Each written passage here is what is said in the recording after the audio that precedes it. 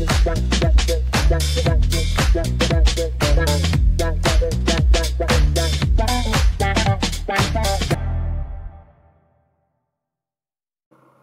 да видим за какво си изкажа неподготвен от новините. Напоследък се замислих, че всичките хора, които познавам, свързани с властта, имат скрити истории някакви.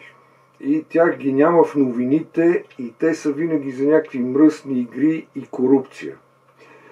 И извода, който си правя напоследък е, че пирамидата на властта е обърната обратно.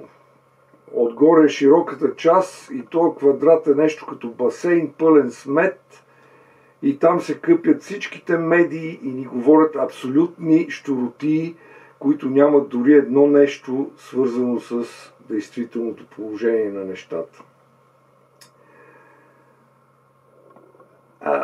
По този случай една колица.